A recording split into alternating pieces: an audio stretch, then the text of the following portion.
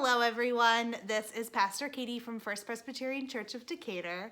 And today and this week, I'm going to do videos themed around creation.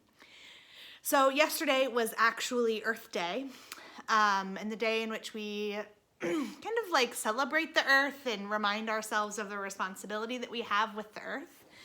And that is part of our faith as well. First Presbyterian Church of Decatur is an earth care congregation, which means that we take measures within our normal everyday church life to be sustainable in what we do and to help offset part of the environment. So part of what that means is that we have recycling bins outside the church that people are welcome to use. If they don't live in town and don't have recycling, we do highway cleanup. We use real coffee mugs. If you come to Coffee with Katie with me, which I am so desperate for, we will gather around cups of real coffee. That's also fair trade. So it's important for us to have those kind of little steps to help support the environment. But April 20th, which is yesterday, and I didn't do a video yesterday, is also Ebby's Gotcha Day, which is why he's with me today, not paying attention at all to you. But I am so grateful. I know he's been showing up in a lot of videos. I know I talk about him all the time. That's not new. But I do think and I talk about this a lot when we do Blessing of the Animals in the fall, how much I've learned about God from this guy, from Ebby and what he's meant in my life. So on his Gotcha Day, I don't do anything special. I don't buy the dog a birthday cake or anything like that. But it is a day that I remember. But I think what is most miraculous to me is that God created us not to be alone, right? So in the beginning, when God creates Adam, it's not good for people to be by themselves. So God creates all these animals, and nothing is a suitable companion until God makes another human, which being at home by myself these last weeks is hard, but I'm so grateful for this guy because I think it would be way worse if I was alone. So to have him to snuggle with and to keep me entertained, he has been very entertaining as the squirrels are out and there's lots of birds in the bird feeder and that sort of stuff. He's enjoyed being outside and chasing and rolling around in whatever might be outside.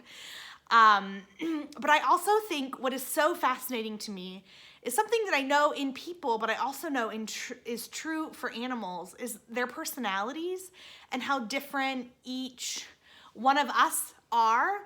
And we have different personalities as people, but also this guy's got quite the personality. He gives a lot of facial expressions. He's the king of the side eye. When he's annoyed with me, he kind of looks at me like, ugh. He doesn't like to be video. He doesn't like to have his picture taken. He always looks upset with me when I try to take his picture. And everyone knows that he's got his own little anxieties. My breakdown purchase of the quarantine is that I bought a runner for him. So Ebenezer doesn't like hardwood floors. And I have hardwood floors throughout most of my house, which is great, and I love it, but he does not. So I've had to set up runners and different carpets in different rooms for him so he can navigate and get to the back door. I have now bought a runner for the hallway so he can get back the hallway. He hasn't figured it out yet. He doesn't like it. He doesn't trust it. But the ridiculous things we do for our animals, and the companionship that we're able to find in them. I think it's really been huge for me to have a pup in this time of quarantine, but also how much I think I'm able to see comfort in an animal, how much I'm able to express love and forgiveness, because I mean, he rolled in something last week and I was not happy about it. Because I had to drop whatever I was doing and give him a bath because he stank. Right? And that kind of unconditional, even when he's naughty, that love that we're able to give to animals. And the miraculousness of how our animals are able to give that back in their own little personality, in their own little way. And I think that that's huge. And the glory of God's creation is part of the diversity of it. So not only do I have an Ebenezer, there are lots of dogs that look like Ebby, but he's not like a specific breed or anything. They're all just kind of mutts.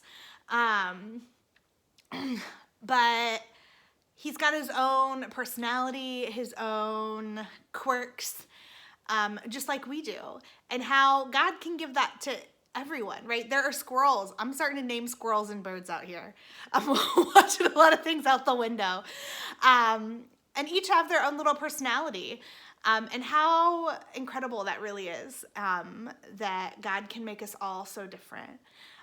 So I encourage you today to think about the animals in your life, whether it's the birds that you're naming outside, or if it's the squirrels or your four-legged friends in your house, whatever there is, but to think about even the people, how different we all are, and how beautiful that is, and how incredible it is that God makes each of us so uniquely. Cats and dogs and people and everyone in between. It's incredible. So I pray that you are seeing the uniqueness of God's creation today, and that you are able to enjoy some of that in this beautiful sun, even though it's cold outside. Thanks, folks, and we'll see you again soon. Bye.